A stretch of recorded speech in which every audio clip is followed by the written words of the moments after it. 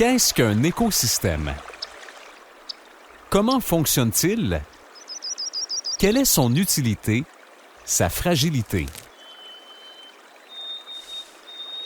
Pour répondre à ces questions, nous avons donné la parole à deux passionnés du monde sauvage ayant une vision complémentaire, en plus d'une longue expérience sur le terrain. Gisèle Benoît, peintre et naturaliste, et Hugues Deglaire, photographe animalier et biologiste. Bienvenue à ce nouveau rendez-vous nature sur gb.tv.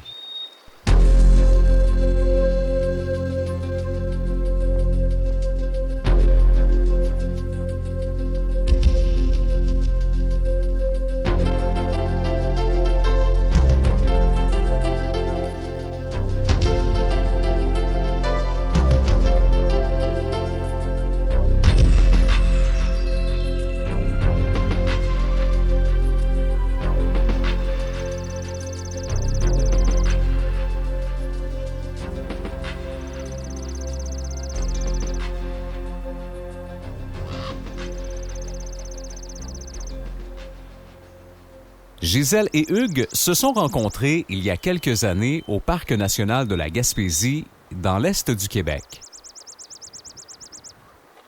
Ils ont rapidement tissé des liens d'amitié.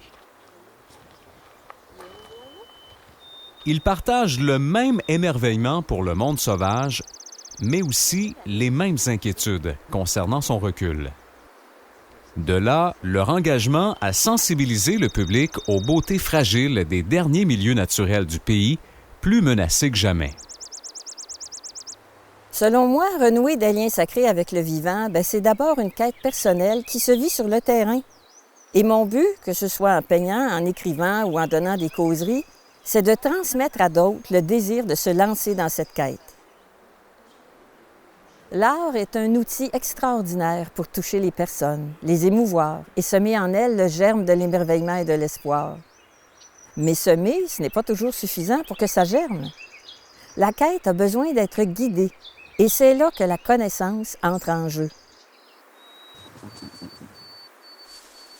Je pense qu'un changement de paradigme ou de comportement, ça va passer principalement par l'éducation.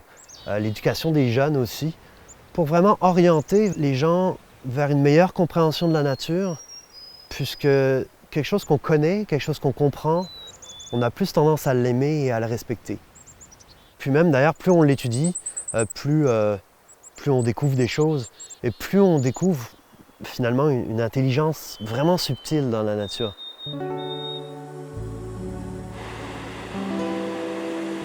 L'intelligence subtile de la nature à laquelle Hugues fait allusion se manifeste dans tous les écosystèmes naturels depuis l'apparition de la vie sur Terre il y a plus de 3 milliards d'années. Pourtant, malgré son importance, le mot écosystème a fait une entrée tardive dans le vocabulaire des scientifiques. Ce n'est qu'au 20e siècle, précisément en 1935, que le botaniste britannique Arthur George Tansley l'utilisa pour la première fois afin de désigner l'unité de base de la nature. La définition d'un écosystème, c'est la relation entre la partie vivante et la partie non vivante d'un lieu. La partie vivante, la biocénose, on l'appelle aussi, et puis la partie non vivante, c'est le biotope. Donc, tous les facteurs qui font cette interrelation entre les deux. Imaginez une grande communauté de végétaux et d'animaux sauvages dans un milieu naturel donné, comme ici, sur un des sommets des monts McGarrigle en Gaspésie. Et dans cette communauté, plus il y a d'espèces, plus c'est viable. La diversité est une richesse du point de vue de la nature.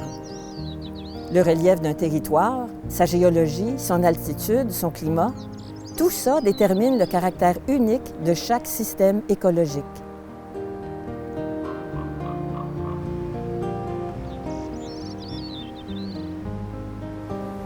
Quand on dresse les limites d'un écosystème, c'est plus ou moins arbitraire. On peut définir par exemple la forêt boréale comme un écosystème, mais même on peut même définir des partie de forêt boréale, mais en fait, il y a des liens entre tous les écosystèmes. Il n'y a pas vraiment de frontières, en fait.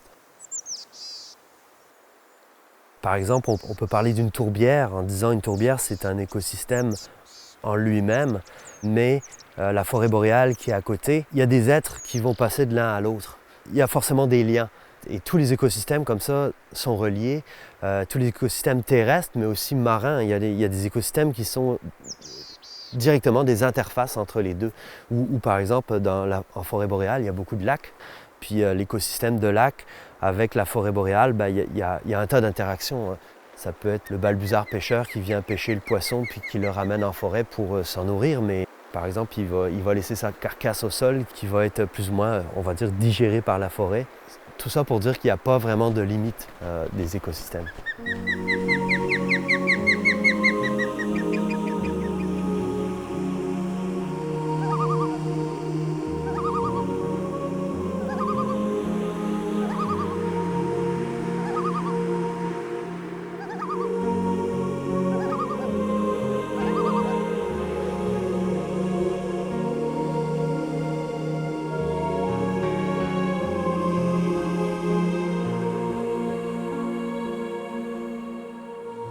Alors dans les écosystèmes, tous les êtres vivants sont organisés on appelle ça le réseau trophique.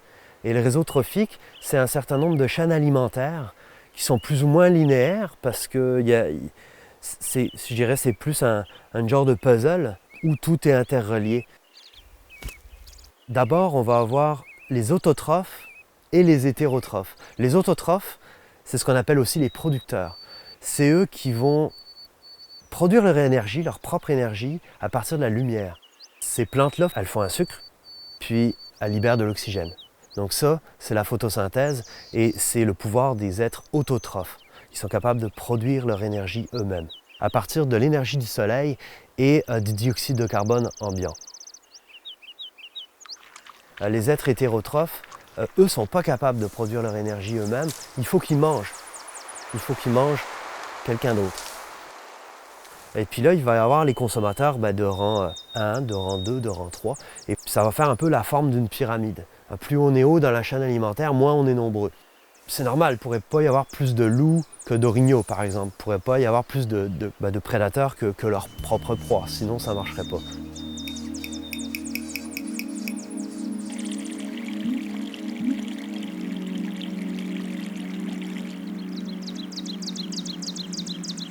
Écosystème, éco-merveille.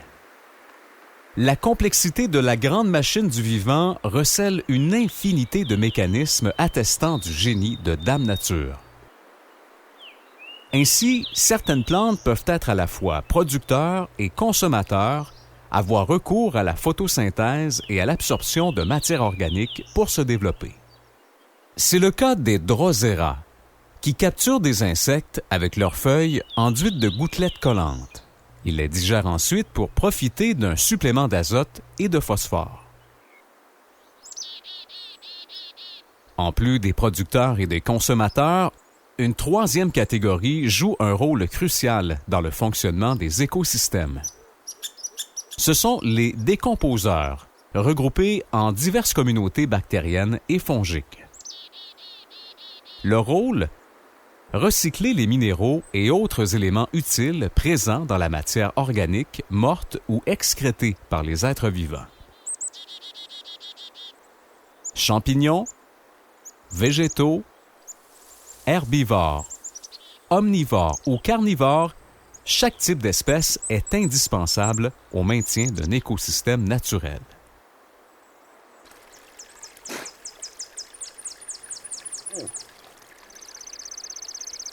Une conception populaire du monde sauvage veut que les herbivores soient considérés comme étant les gentils, par opposition aux carnivores qui, eux, sont les méchants. Bien, la vérité, c'est qu'il n'y a pas de bons ni de méchants dans un écosystème. Il y a seulement des espèces qui ont besoin les unes des autres pour survivre. Chacune a son importance. Quand on enlève une espèce qu'on appelle une espèce clé, comme le loup, on va voir plusieurs autres espèces disparaître ou être moins là. Et c'est là qu'on voit que cet enchevêtrement d'espèces sont toutes interreliées ou beaucoup sont interreliées dans un écosystème. Fait que quand on fait disparaître une espèce, on ne le sait pas en fait jusqu'où les disparitions peuvent aller. Comme certains scientifiques l'ont démontré, l'écosystème peut même arriver à s'écrouler. Il y a un point de rupture où là, on va vraiment avoir une cascade de disparitions en chaîne. Et ça, faut à tout prix appliquer un genre de principe de précaution par rapport à ça.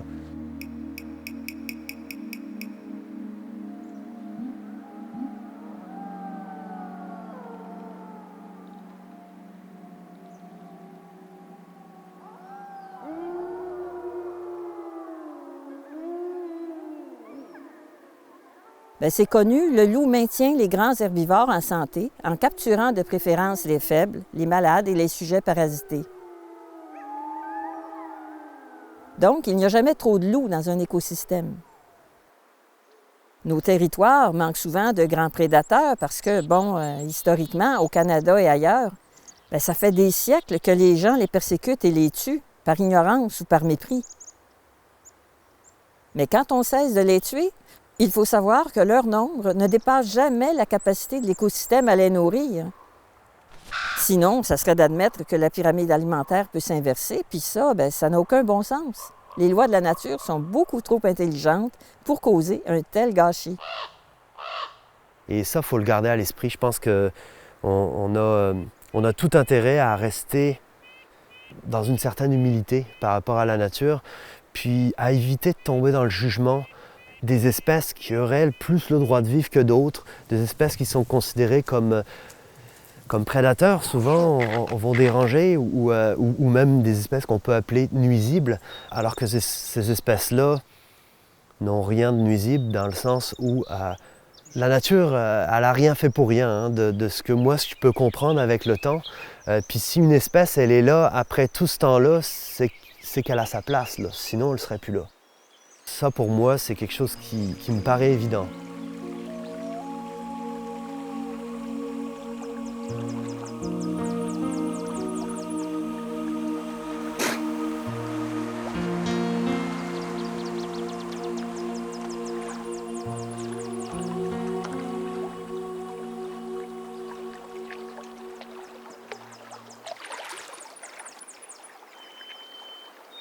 L'écosystème, ce merveilleux véhicule du vivant, s'effondrerait, privé du puissant moteur le rendant dynamique, résilient et constamment à la recherche d'équilibre. Cette force du monde sauvage a été décrite en détail pour la première fois par un naturaliste à qui Gisèle voue une grande admiration, Charles Darwin. Selon le célèbre auteur du livre L'origine des espèces, publié en 1859, la sélection naturelle explique l'évolution et la fabuleuse diversité du vivant par les principes de variation, d'adaptation et d'hérédité. Darwin disait, si je me souviens bien, « Ce n'est pas la plus forte ni la plus intelligente des espèces qui survivra, mais celle qui sera la plus apte à changer. » C'est lourd de sens pour nous, les humains, cette vérité-là.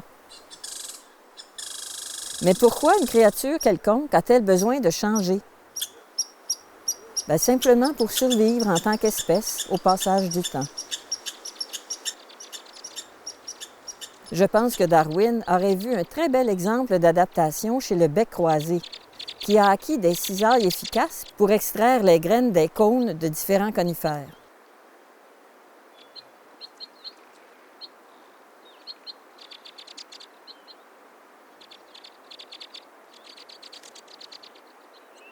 En observant la bécasse d'Amérique, on constate que cet oiseau aussi a évolué en fonction d'une ressource alimentaire disponible, mais difficilement accessible, le ver de terre. La sélection naturelle l'a doté d'un long bec sensible, lui permettant d'extraire ses proies cachées dans le sol. Et pour que ce mode d'alimentation soit sécuritaire, l'oiseau a un plumage qui le camoufle dans le sous-bois, avec en prime de grands yeux pour voir tout autour de lui. L'évolution des espèces dépend aussi d'autres enjeux, comme la reproduction et l'adaptation aux conditions du climat. Par exemple, dans un écosystème marqué par des hivers rigoureux, C'est avantageux de pouvoir changer la couleur de sa fourrure ou de son plumage pour se camoufler et échapper aux prédateurs. Seuls quelques représentants de la faune nordique sont capables d'une telle transformation saisonnière. C'est le cas du lièvre d'Amérique et des lagopèdes.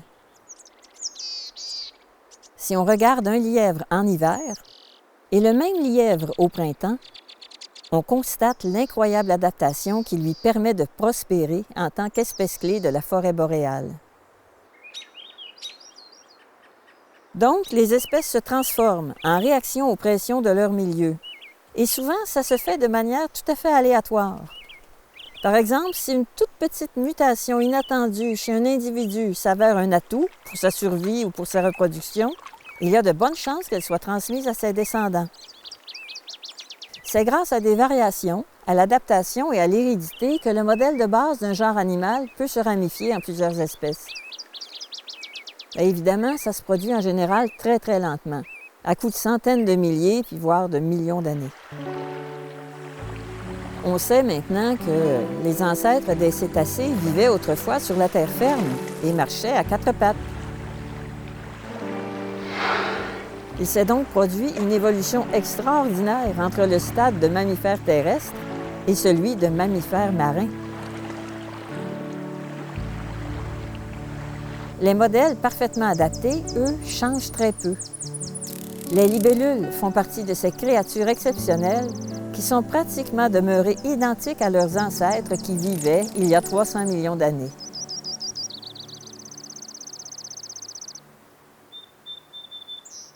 Par ses multiples mécanismes, la sélection naturelle favorise la survie et la reproduction des espèces les plus adaptables. Si une espèce ne parvient pas à s'adapter aux nouvelles conditions pouvant survenir dans son milieu, c'est l'extinction.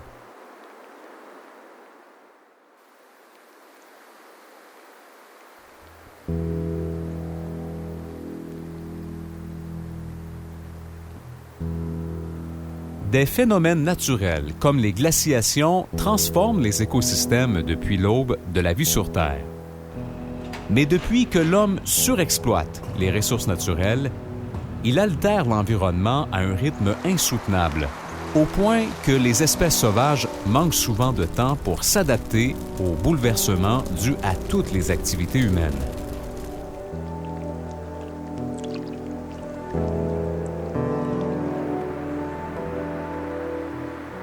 Dans un article publié en 2018, la chaire en éco-conseil de l'Université du Québec à Chicoutimi fait état de chiffres renversants.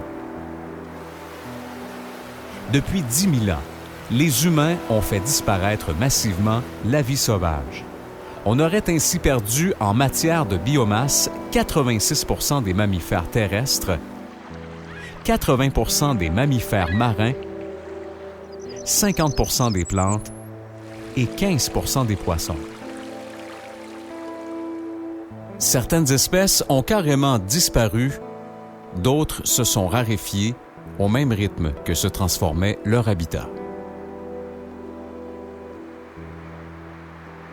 Cet article révèle que la biomasse des espèces sauvages ne représente plus que 4 % du total chez les mammifères et que 30 % chez les oiseaux. Cela signifie que la grande majorité des mammifères et des oiseaux sont des animaux domestiques destinés à l'alimentation humaine. Aujourd'hui, l'homme domine la planète et les pressions qu'il exerce sur les écosystèmes perturbent la sélection naturelle.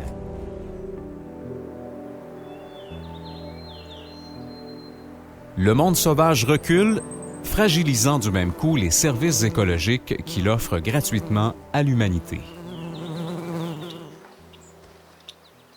Pensons à la pollinisation par les butineurs, le filtrage naturel des matières polluantes par les tourbières et les marais, la photosynthèse des végétaux qui captent le CO2 et répandent dans l'atmosphère l'oxygène que nous respirons.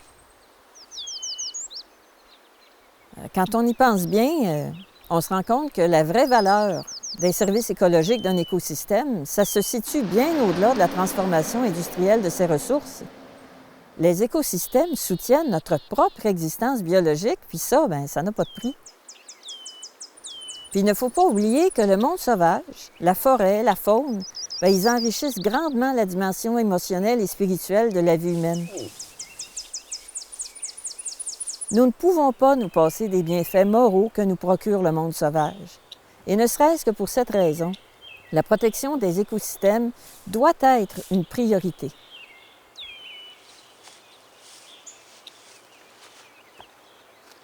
Maintenir les services écosystémiques de la nature. Ça veut dire quoi? Ça veut dire en fait que la nature, elle travaille toute seule. Elle n'a pas besoin de nous. Évidemment, ça pose la question de notre place dans la nature, puis on en a une, mais je pense qu'il faut aussi agir de façon à ce que la nature, elle puisse s'autogérer le plus d'elle-même, sans nous, qu'on n'ait pas besoin d'interférer pour essayer de la remettre en équilibre dans un déséquilibre qu'on aurait créé.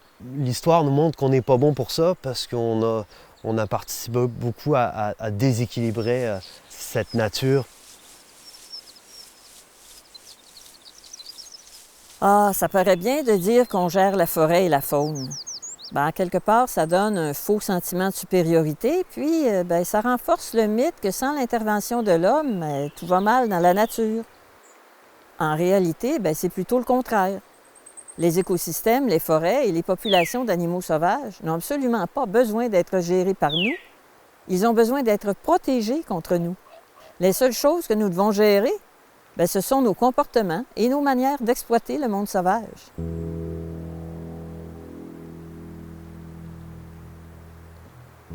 L'homme moderne pourrait-il s'inspirer de la nature et de certains animaux sauvages pour mieux faire les choses? Gisèle et Hugues croient que oui.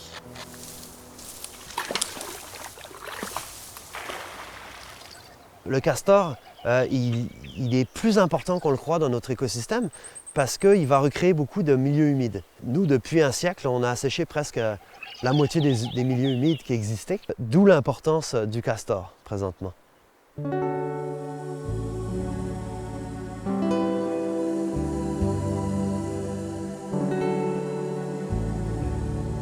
Le castor, il participe largement à la rétention d'eau en forêt boréale. Et ça, ça a vraiment des effets positifs sur tout l'écosystème en fait. Par rapport aux habitants de cet écosystème, comme plein d'espèces d'oiseaux vont apprécier ces milieux humides jusqu'à l'orignal.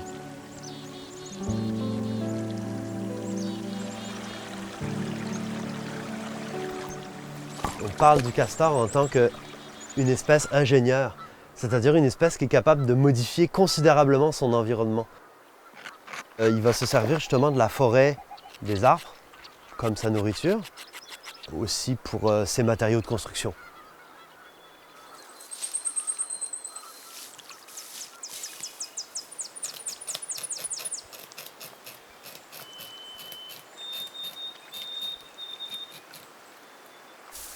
Beaucoup d'animaux dans la nature, ils prennent, mais ils redonnent d'une certaine façon. Fait que c'est intéressant philosophiquement pour l'être humain de se rendre compte de ça, puis de se dire, OK, nous on prend, mais qu'est-ce qu'on redonne à la nature? Qu'est-ce qu'on lui laisse à la nature? Ça c'est important parce que sinon finalement, si on fait juste que prendre, on correspond à la définition des parasites finalement, ou du parasitisme. C'est-à-dire qu'on prend à notre hôte sans jamais lui redonner.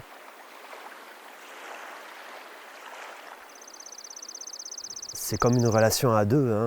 Je pense qu'il y a des relations où, que ce soit avec votre chum, votre blonde, ou que ce soit une relation entre deux pays, je pense que tout le monde sait qu'une relation à sens unique, ça ne dure pas ben longtemps. Quelle que soit d'ailleurs l'échelle de la relation, il y a toujours un point de rupture. Des fois, on peut se poser la question, est-ce que finalement, si on continue dans cette voie-là, est-ce qu'il n'y aura pas un point de rupture un jour entre l'humanité et la nature? Puis d'ailleurs, il y a des signes qui montrent que présentement, ça se fragilise et que ça s'en va peut-être vers un point de rupture, justement. Donc, comment on change pour éviter ça? C'est ça que les questions qu'il faut se poser, en fait.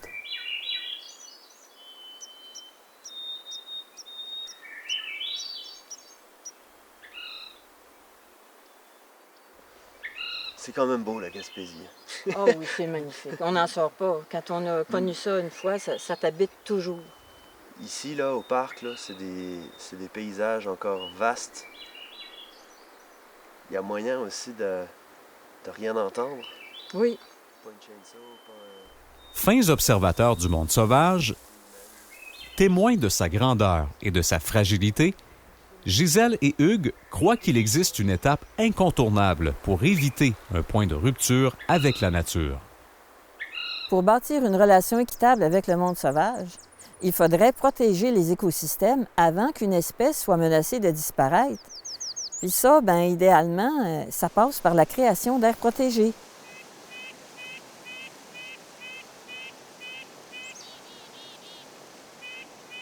L'objectif du Québec concernant les aires protégées manque d'ambition aux yeux de plusieurs naturalistes. À moins d'un changement majeur dans les politiques du gouvernement, la province n'atteindra pas sa modeste cible de protéger 17 % du territoire terrestre d'ici la fin de décembre 2020. Ici comme ailleurs, la création d'aires protégées est constamment entravée par divers lobbies prônant l'exploitation systématique de la nature à des fins économiques, industrielles et récréatives.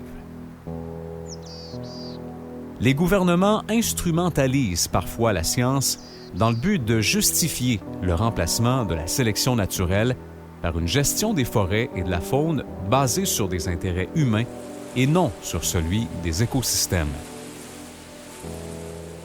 Confondre cette gestion avec de réelles initiatives de protection de la nature constitue un danger.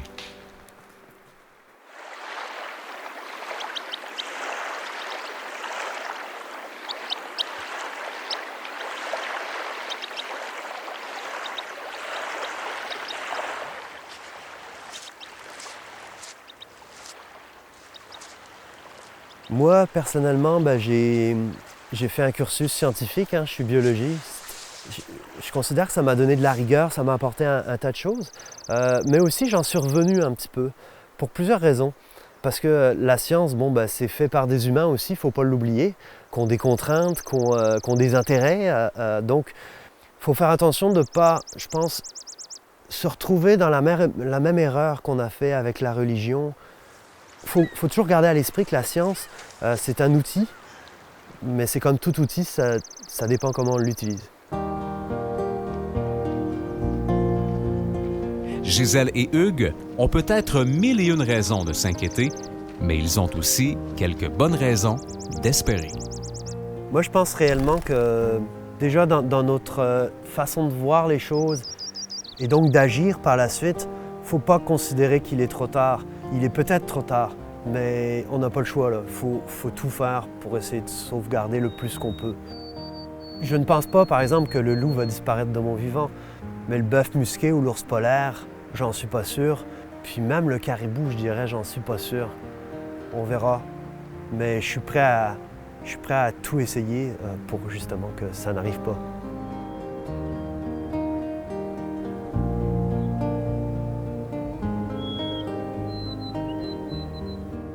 Le plus difficile pour moi, je pense, ce ne sont pas les lobbies et les gouvernements qui s'opposent à la protection de la nature.